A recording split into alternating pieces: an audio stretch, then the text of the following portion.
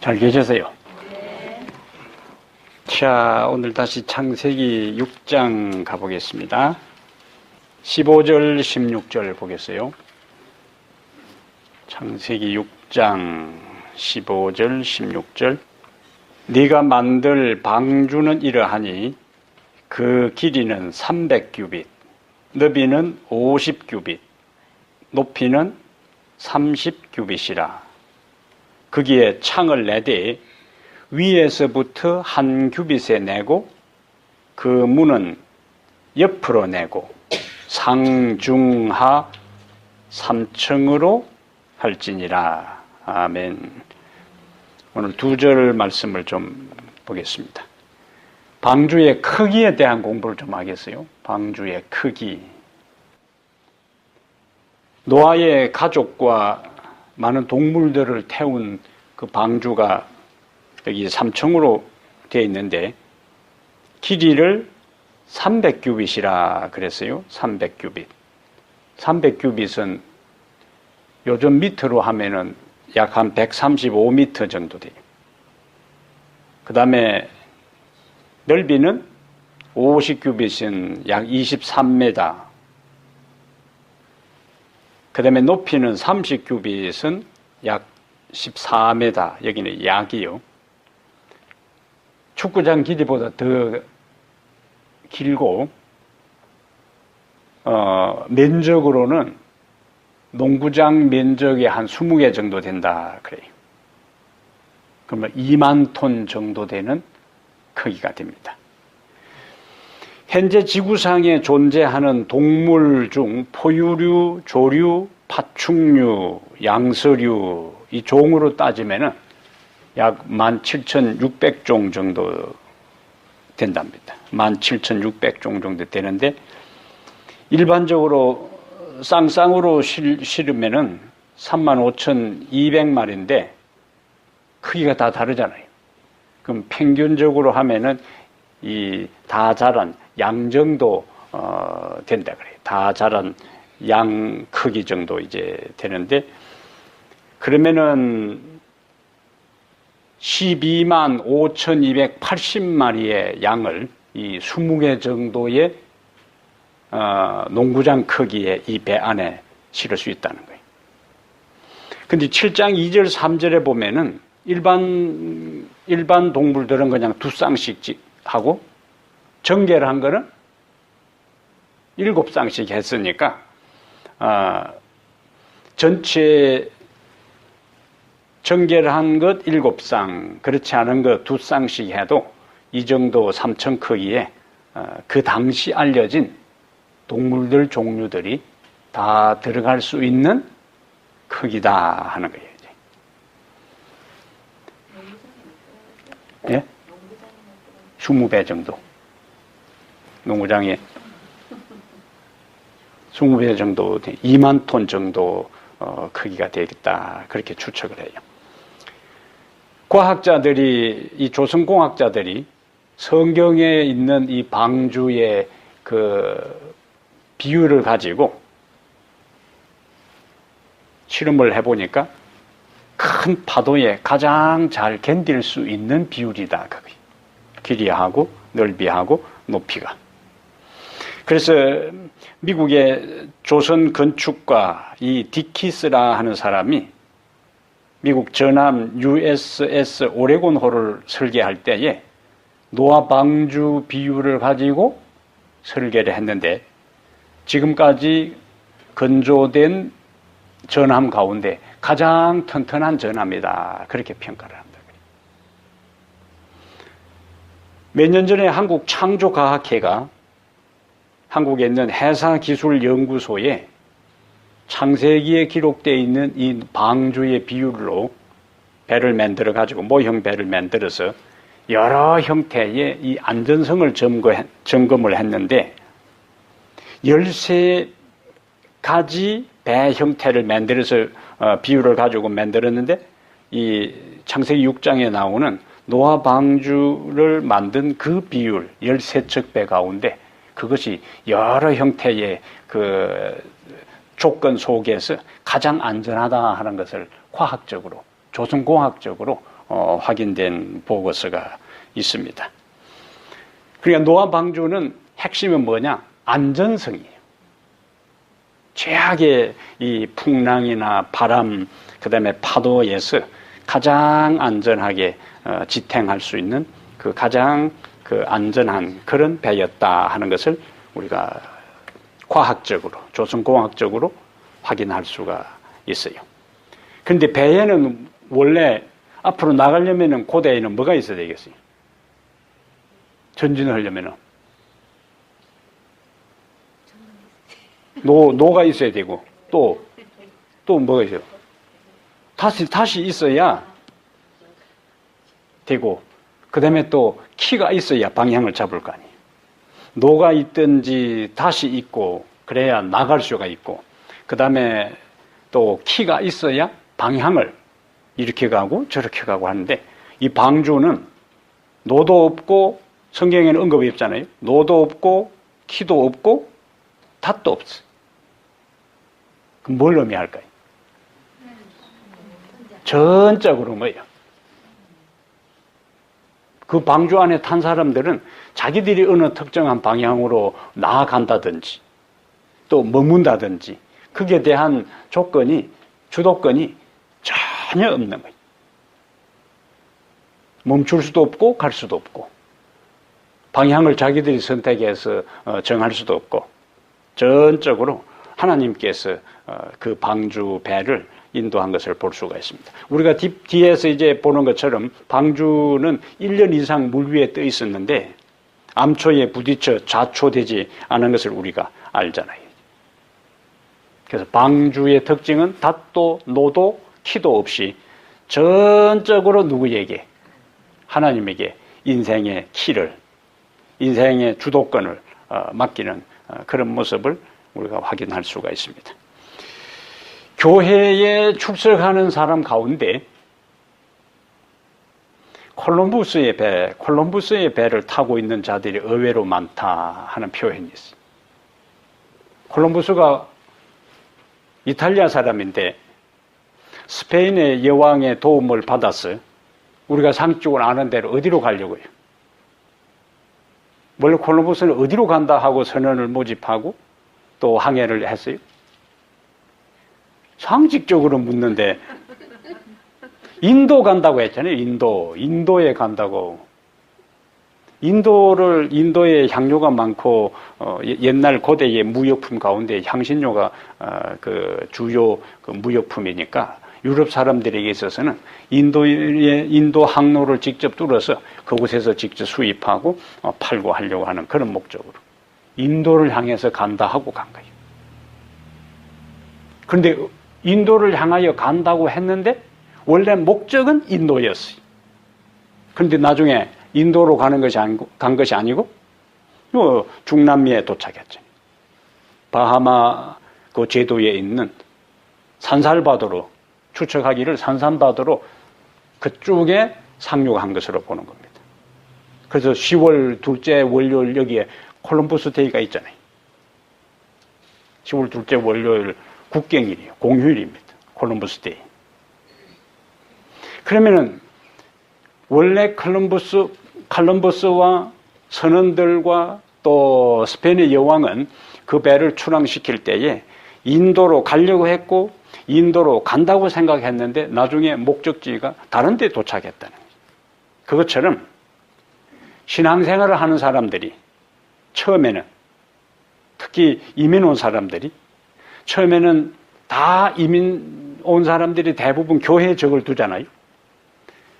적을 두고 신앙생활을 하면서 한국에서처럼 열심히 신앙생활을 하고 또 이민생활에서 현실적으로 부딪히는 문제들도 해결하고 그런 목적으로 이제 교회에 들어오는데 그런 목적으로 들어온 거예요. 콜럼버스 배가 어디를 목적으로 했던 것처럼 인도를 목적으로 했던 것처럼 그러나 저 다른 데 갔거든요. 신앙생활의 원래의 의도는 하나님을 생각하고 믿음의 길을 가고 하나님의 뜻대로 살아야 되겠다 하는 목적으로 들어왔는데 나중에는 그냥 완전히 본래 신앙생활을 시작할 때의 의도와는 딴판으로 신앙 하나님을 섬기고 하늘의 목적을 가지고 인생의 항해를 하는 것이 아니고 완전히 그냥 여기에 정착하는데 교회가 도움이 되는, 도움을 얻으려고 하는, 사람들 만나고 사업하는 사람은 사업의 유익을 얻고 그런 측면으로 교회의 본래에 출석했던 의도가 딴판으로 바뀌어졌다는 이야기. 그것이 콜럼버스 배를 탄다는 이야기를. 우리의 궁극적인 목표 방향은 하늘 항구를 향해 가야 되는데 여기에 그냥 정착하는 것이 우리의 궁극적인 목적이 아니라는 거죠.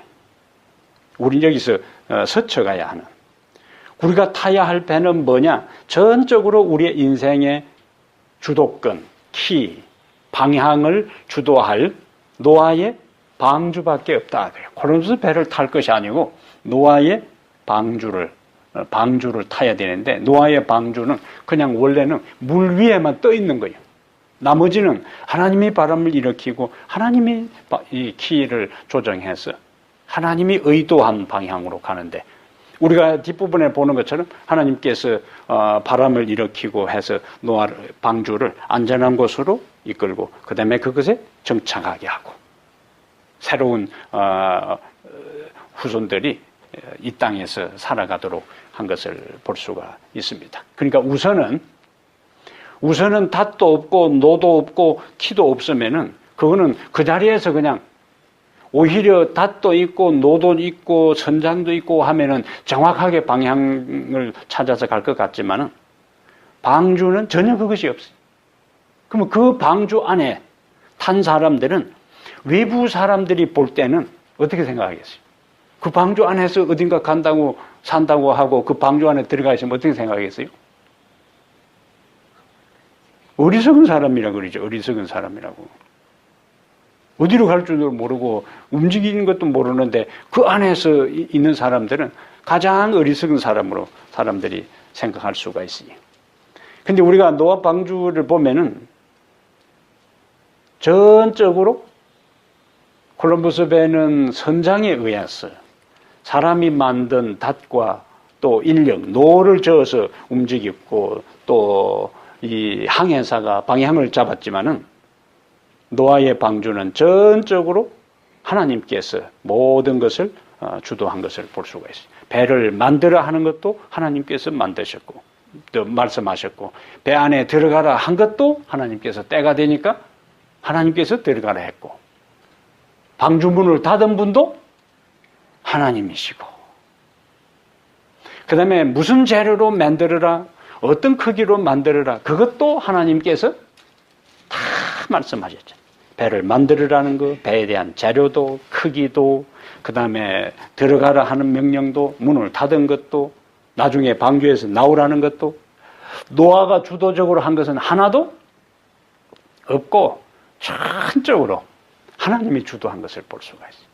그러므로 우리는 노아 홍수 사건을 접하면서 그냥 그 옛날에 노아 홍수가 있었는데 하나님께 순종함으로 노아가 구원받았다. 그 당시 세상이 타락했다. 이 차원보다 그 배, 노아 방주의 시작부터 해서 마지막 방주에서 나올 때까지의 모든 일련의 과정에 전적인 하나님의 주도와 인간의 믿음의 순종이 그 혼란하고 모두가 멸망당하고 심판받는 그 와중에서도 구원받을 수 있는 유일한 길이었다 하는 것을 우리가 이 노아 방주를 묵상하면서 생각할 수가 있으요. 예수님이 선장이셨다 하는 거예요. 예수님이 선장이셨다. 그래서 신앙을 한다. 믿음 생활을 한다. 우리가 지난한 시기를 새신자반에서 공부할 때에 천인산 기억나세요? 천인산 새신자반에 참석해요. 이호주 집사님 새신자반에 참석해요. 졸업했어. 그럼 여기 한 사람도 없네.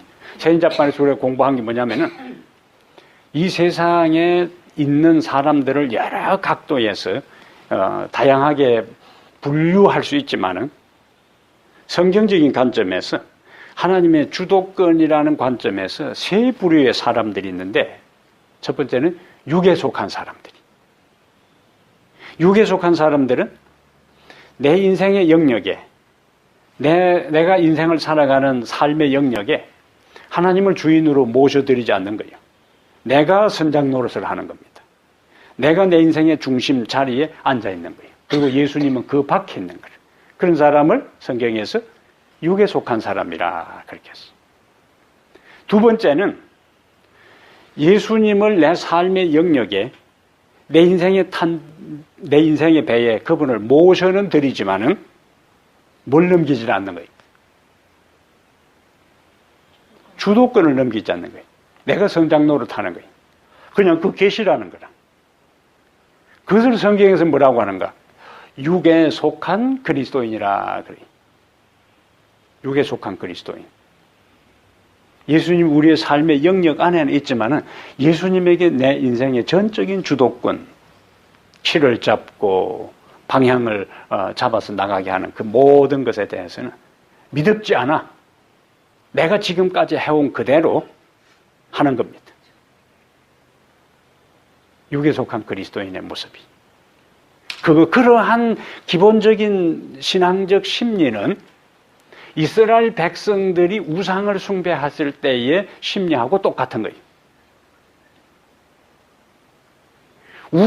성경의 10계명 첫째 계명과 둘째 계명에서부터 뭐 하지 말라는 거예요? 우상 숭배하지 말라. 만들지 말라. 절하지 말라. 경배하지 말라. 섬기지 말라.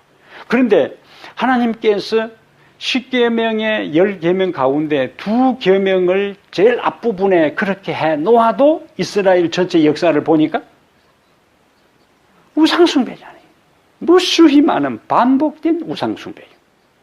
그러면 왜 이스라엘 백성들이 하나님께서 그와 같이 분명히 계명 가운데서도 언급을 하셨고 선자를 통해서 경고하고 직접적으로도 경고하고 징벌하는 그 와중에서도 왜 그 우상 숭배하는 습관에서 벗어나지 못하고 결국에 아수리아에 망하고 바벨론에 망하게 되는 그런 상황에 처하게 되었을까 하는 것을 우리가 한번 질문을 던져봐야 하는 겁니다. 예? 왜 그랬을까? 이스라엘 백성들이. 그렇게 우상 숭배하지 말라고 해도 하나님이 내 인생의 영역에 완전히 들어오는 것을 원치 않은 거예요. 근데 우상은 형상을 만들어 가지고 특정한 장소에 신사에다가 사당에다가 신전에다가 딱 모셔놓으면은 그 가만히 있는 거야. 예?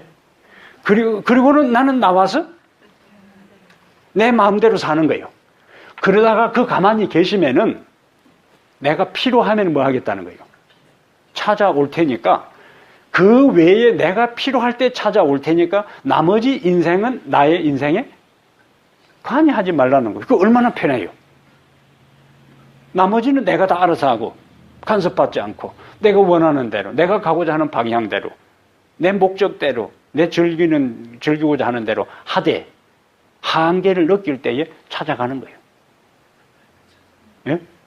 그까지 찾아가면 뭐예요? 소용없는데 사람이 찾아가는 거라. 예? 이스라엘 백성들이 우상숭배하고 역사 속에 우상숭배하는 그 기본 심리가 내 자리를 내놓고 싶지 않은 겁니다. 그게 죄의 본성입니다. 죄의 본성. 죄의 근본적 정신은 사단이 뭐예요? 피조물의 위치에서 만족하지 못하고 창조주의 위치로 올라가서 우주를 제 마음대로 자지우려고 시도하려고 했던 것이 죄의 시작이잖아요. 그러한 것들이 우리 인간의 내면 속에 유전자 속에 흘러 있는 거예요. 그럼 노아 방주 이야기는 거기에 놋도 없고 닷도 없고 키도 없다 하는 이야기는 누가 살아남을 수 있느냐 하는 걸 보여주는 겁니다. 예? 누가 살아남을 수 있는가? 놋도 없고 닷도 없고 키도 없는 그곳에 하나님을 전적으로 내 인생의 선장으로 하나님이 원하는 대로 하시는 대로 내가 따라가겠습니다 한 그 사람들만이 파멸과 심판의 때에도 뭐 할 수 있다고요? 살아남을 수 있다는 겁니다. 역설적이요, 역설적. 어쩌면은 외형적으로는 그렇게 하면 다 죽어야 돼. 예? 그러나 하나님에게 전적으로 내 인생의 주도권을 넘겨드리고 내 자리에서 내려오고 선장의 키를, 그 핸들을 넘기는 그런 사람이 그 모두가 망하고 모두가 죽는 기식, 코로 숨을 쉬는 모든 존재가 죽는 가운데서도 살아남았다는 것은 그 근본이 뭐냐? 믿음이다. 그요, 믿음. 예? 그래서 히브리 11장에 믿음으로 노아는 아직 보지 못하는 일에 경고하심을 받아 방주를 예비함, 경외함으로 방주를 예비해서 가족을 구원했다. 그렇게 하죠. 그러므로 바울은 고린도전서 15장 31절, 15장에서 나는 매일 날마다 죽노라 그러죠. 나는 날마다 죽노라. 그럼 뭘 이야기합니까? 바울 같은 사람도 자기 삶에 자꾸만 뭐 하려고 하는 것이 나타난다는 이야기죠. 자기가 주인 노릇하고 싶은 그것들이 불쑥불쑥 솟아난다는 거예요. 그래서 나는 날마다 죽노라 하는 것은 우리가 보통 많이 사용하는 자아의 굴복이요. 그래서 예수님께서도 누가복음 9장 23절에 너희가 나를 따르려거든 자기를 부인하고 날마다 제 십자가를 지고 나를 따를 것이니라 그랬지. 십자가를 지되 나를 따르려거든 자기를 부인하고 날마다 제 십자가를 지고 나를 따를 것이니라. 그 자아의 굴복이. 그래서 육에 속한 그리스도인들은 외행적으로는 예수님을 그의 삶의 영역으로 모셔드렸지만은 뭘 넘기지 않아요? 인생의 주도권, 내 삶의 인생 항해에 있어서 선장의 그 자리는 넘겨주지 않는다는 거예요. 그리고는 필요할 때 하나님을 찾는 사람, 성경에 나오는 우상 숭배하는 사람들과 다를 바가 없습니다. 그들에게 있어서는 하나님은 내 인생의 전적인 주도권을 가진 존재가 아니고 내가 필요할 때 도움 주는 도깨비 방맹이에요. 육에 속한 그리스도인입니다. 그런데 세 번째는 영에 속한 그리스도인. 영에 속한 그리스도인은 지금까지 살핀 것처럼 보니까 내 삶의 모든 주도권을 하나님께 다 맡기는 거예요. 그래서 어디 인도하시든지 나는 따르오리다. 그러한 마음으로 인생의 길을 걸어가는 사람이 영에 속한 그리스도인들이고, 그런 사람이 궁극적으로 온 세상의 심판과 파멸 가운데서도 노아 당시에 살아남았다는 것처럼 그런 마음가짐으로 하루하루를 날마다 제 십자가를 지고 나를 따르라는 예수님의 말씀에 따라서 갈라디아 2장 20절에 내가 그리스도와 함께 십자가에 못 박혀 죽었나니 이제는 내가 산 것이 아니요 내 안에 그리스도께서 사신 것이라. 예? 그리스도께서 사신 것이라. 영에 속한 사람이. 나는 그 자리에 내려앉는 거예요. 다 살든지 죽든지 뜻대로 합소서.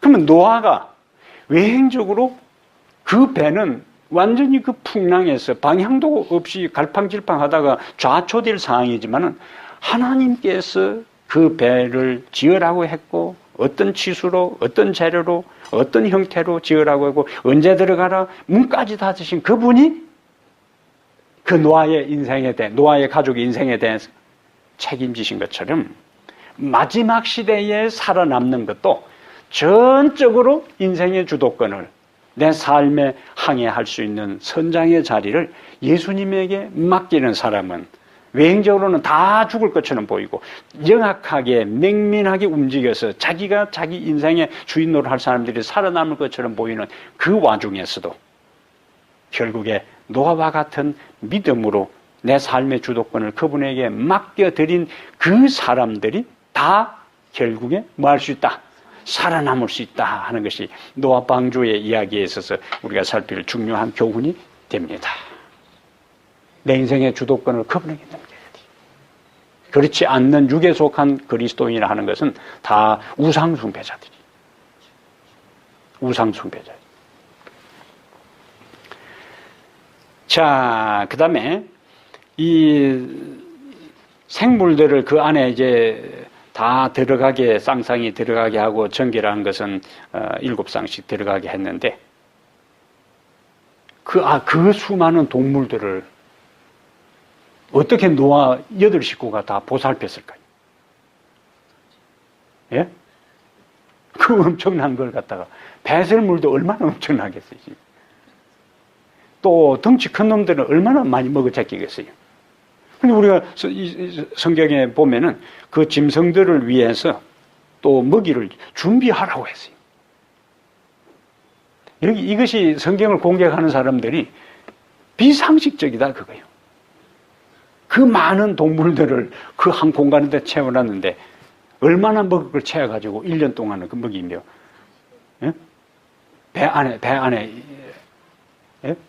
나중에 들어가서 나온 적이 거의 한 1년인데,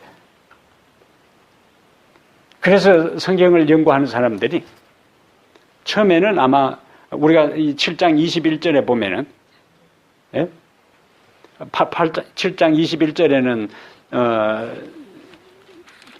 7장 21절에는 무슨 말씀이냐면, 땅 위에 움직이는 생물들이 다 죽고, 새와 가축과 들짐승과 땅에 있는 모든 것이 사람 중에 다 죽고, 22절에도 다 죽고 했는데, 그 안에서 노아와 방주에 있던 자만 살아 남았더라.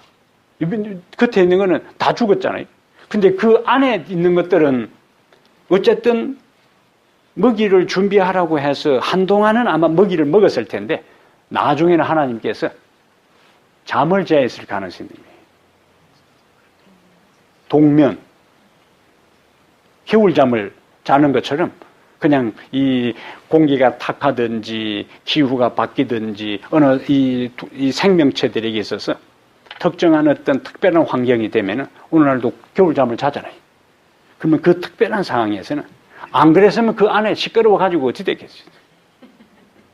그 많은 동물들을 다 칸칸이 어떻게 할 수도 없고 그냥 줄줄이 들어가는 대로 다 들어가 있었는데 굉장히 복잡했을 거예요. 그럼 우리가 성경을 묵상할 때 그것들을 하나님께서 아마 다 조용히 잠자도록 그냥 동면 상태에 빠져서 그 상황을 지나도록 하나님께서 간섭하셨을 것이라 생각이 들어요. 왜냐하면 8장 1절에 하나님이 노아와 그와 함께 방주에 있는 모든 들짐승과 가축을 기억했다 그랬거든요. 이 원래 성경에는 권념하다 하는 것은 돌보아 주었다는 거예요. 지금 번역은 기억하사 했지만 앞에 번역에는 권념하사, 보살폈다는 거예요. 하나님이 보살폈다는 거예요. 방주를 몇 층으로 지었는가 봅시다. 몇 층으로 지었다고요? 3층으로 지었다. 여기는 우리가 조금 우화적 해석을 한다면은 구원의 수단은 삼위일체 하나님을 통해서 이루어진다 하는 것을 여기서 우리가 영적 교훈을 얻을 수가 있어요. 16절에는 거기에 창을 내되 위에서부터 한 규빗에 내고 위로 난 창문이요. 이거는 그리스도 안에서 사는 성도들은 오직 위의 것만 바라보고 살아가도록 그런 사람들이 결국 살아남을 수 있다 하는 것을 보여줍니다. 골로새 3장 1절을 잠깐 보겠습니다. 골로새 3장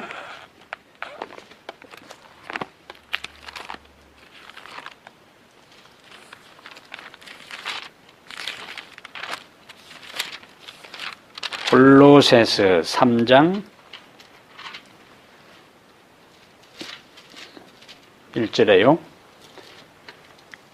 그러므로 너희가 그리스도와 함께 다시 살리심을 받았으면 어떻게 하라고 하죠?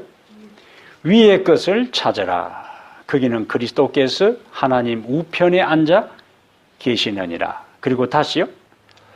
위의 것을 생각하고 땅의 것을 생각하지 말라. 창문을 옆에다가 내지 않고 위로 바짝 붙여서 내도록 한 의도가 어디에 있을까요? 옆으로 내놨으면은 자꾸 창문을 통해서 밖을 내다보면 밖의 상황은 어떤 상황이죠? 물밖에 없고, 예? 온갖 시체들, 예?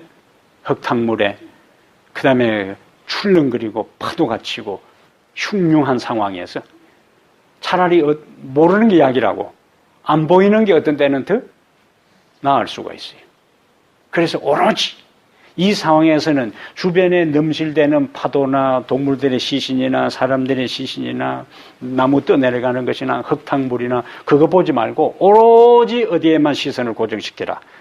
위로만, 하늘에만, 주님께로만 마음을 향하고 관심을 갖도록 위에 문을 낸 것으로 우리가 묵상할 수 있습니다. 위로 난 창문.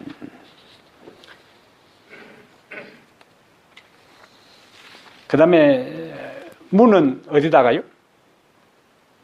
그 16절에 보니까 그 문은 옆으로 내고, 그 문은 옆으로 내고 상중하 3층으로 할지니라. 그러니까 문은, 방주의 문은 하나 만들어서 방주 안에 그 들어가는 입구는 하나밖에 없다는 거예요. 그것을 들어가야만 구원을 받는다는 거예요. 우리가 예수 그리스도만이 유일한 구원자인데 요즘 이제 사람들을 흔들리게 하고 헷갈리게 하는 것 중에 하나가 종교다원주의라는 게 있어요. 종교다원주의는 기독교의 절대적 구원에 대한 것을 거부하고 다른 종교에도 진리가 있고 다른 종교에도 구원이 있다라고 주장하는 겁니다. 그러면 기독교에만 구원이 있다는 배타적인 것보다 다른 종교에도 구원이 있다. 그것이 훨씬 더 사람들 듣기 좋잖아요. 너그럽고 포용력이 있고 예수 그리스도만이 구원자고 그리스도만이 진리고 그를 통해서만이 구원이 있다고 주장하는 것보다 구원의 길은 다 우리가 산을 올라갈 때에 정상으로 향하는 길이 정상이라는 한 곳은 있지만은 한 곳에 정상이 있지만은 올라가는 길은 A 코스도 있고 B 코스도 있고 C 코스도 있고 그러니까 외행적으로는 형태가 좀 다르다고요. 불교가 가는 길, 이슬람이 가는 길, 또 다른 기타 종교들에 있어서 그렇지만 다 정상은 기독교인은 A 코스로 올라가고 불교는 B 코스로 올라가고 이슬람은 C 코스로 올라가고 결국에 어디서 만난다는 거예요? 정상, 구원이라는 것은 동일하다는 거라. 그러니까 다른 종교에 대해서 가타부타 하지 말라 그거요. 내 종교는 절대적이고 다른 사람은 배타적으로 취급하지 말라는 겁니다. 그럴듯하죠. 상당히 이것이 현대인들에게 매력적으로 다가옵니다. 특히 기독교인들이 삶을 통해서 본을 보여주지 못하기 때문에 환멸을 느낀 사람들이 이러한 주장에 많이 동조하고 공감하는 겁니다. 꼭 교회 나갈 필요가 없고 꼭 예수 믿어야 되는가? 다른 종교에도 구원이 있다는 거예요. 그러나 성경은 우리가 성경에서 가르치는 것은 모든 다른 종교의 가르침을 다 거부하라는 것이 아니고 불교에도 성경과 유사한 내용들이 있습니까? 불교의 가르침에도 있어요. 유교의 가르침에도 성경과 유사한 가르침들이 있어요. 공통적으로 공감될 수 있는 진리들이 있습니다. 그것은 하나님께서 선지자에게만 영감을 준 것이 아니라 일반 은총에 따라서 각 시대에 살아가는 사람들에게 하나님께서 햇빛을 내리고 비를 내리시는 것처럼 그 시대를 살아가는 지성인들과 사상가들이나 철학자들에게 하나님께서 선지자에게 주어진 영감을 통해서 특별한 진리는 가르쳐주지 않았다 할지라도 보편적인 은총을 통해서 그들에게 바른 진리의 기bil들이 깨우칠 수 있는 거예요. 그것은 우리가 보편적인 진리는 받아들이되 어떻게 구원을 받을 수 있는가, 어떻게 죄를 용서받을 수 있는가 하는 점에 있어서는 예수 그리스도를 믿음으로 받아들이기 전에는 절대로 인간이 죄를 용서받고 구원을 이룰 수 없는 것이 아니다. 유일한 길은 예수 그리스도다. 그래서 사도행전 4장 12절에도 천하 인간의 구원을 얻을 만한 다른 이름을 우리에게 주신 일이 없다. 그들은 어디까지나 위대한 사상가고 위대한 철학가고 위대한 지성인이지만은 그들이 우리의 구원자가 될 수 없고 그들의 가르침을 받아들이고 따른다 해서 구원이 이루어지는 것이 아니고 그리스도라는 인격체와 그분이 가르치신 진리를 우리가 믿고 따를 때 비로소 우리에게 구원이라는 역사가 일어난다는 말씀이에요. 그래서 노아 방주에 들어가는 길은 문은 하나. 예수님께서도 나는 양의 문이라 그랬어요. 요한복음 10장 9절에 나는 양의 문이다. 또 예수님께서 내가 길이요 진리요 생명이니 할 때 그 길, 진리, 생명은 여러 길 중에 한 길, 여러 생명 중에 한 생명, 또 여러 길이요 진리요 생명, 길, 진리, 생명이 여러 개가 있는 것이 아니고 유일한 그 길, 그 진리, 그 생명이라는 거예요. 나머지는 다 유일한 길 되시는 그리스도, 유일한 진리 되신 그리스도, 유일한 생명 되신 그리스도에게서 파생된 것이지 원류, 원천, 본류는 누구다? 그리스도라는 거예요. 그리스도. 그래서 아류에 우리가 해놓되어서는 안 되고 유일한 핵심되는 그리스도에게로 나가는 것들이 우리에게 필요한 것입니다. 노아의 방주의 문이 항상 계속 열려 있었던 것이 아니고 그 문도 뭐 할 때가 있었어요? 그 문도 닫힐 때가 있었어요. 그 문도 닫힐 때가 있었는데 7장 16절 보겠어요. 7장 16절에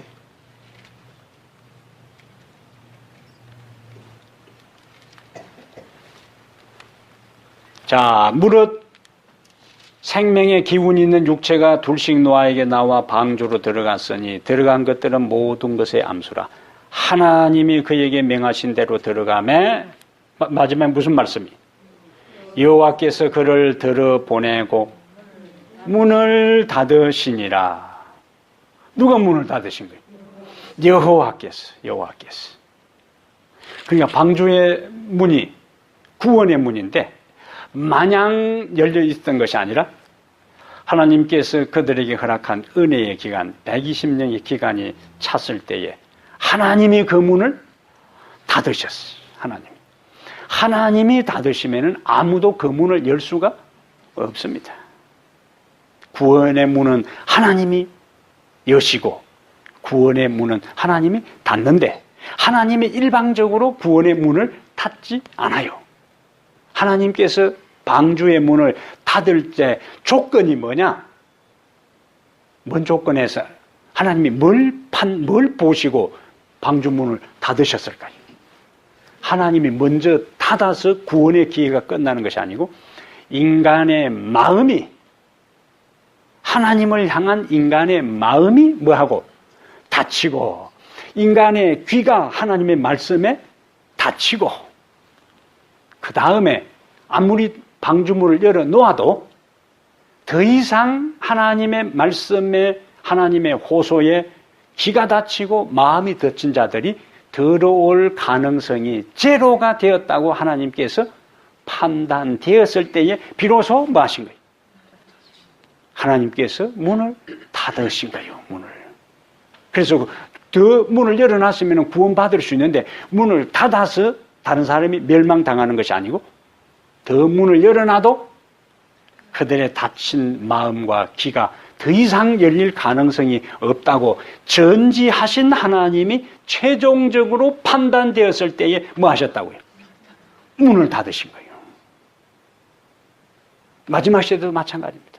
마지막 시대도 하나님께서 재림이라는 엄청난 우주적인 사건을 예수님께서 이 세상에 오시는 그 일들을 이루실 때에 예수님의 재림이 하루 1년 더 연기됐을 때에 아직도 마음을 다 닫지 않고 귀를 다 막지 않는 사람들이 있다면 예수님의 재림은 그 한 사람을 위해서라도 지연될 수가 있는 겁니다.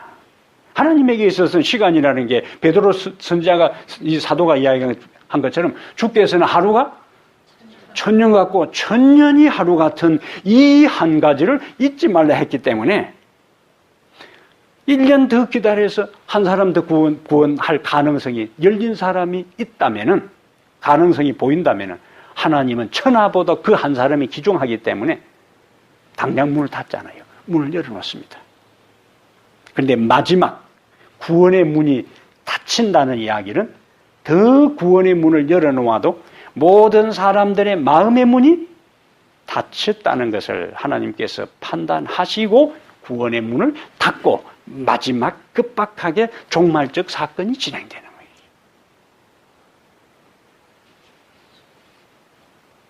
한 사람 한 사람이 항상 여호와 하나님에게 열린 길을 가지고 열린 마음을 가지고 있지 않는 사람들은 종말이 역사의 구원의 문이 닫히기 전에 그 개인이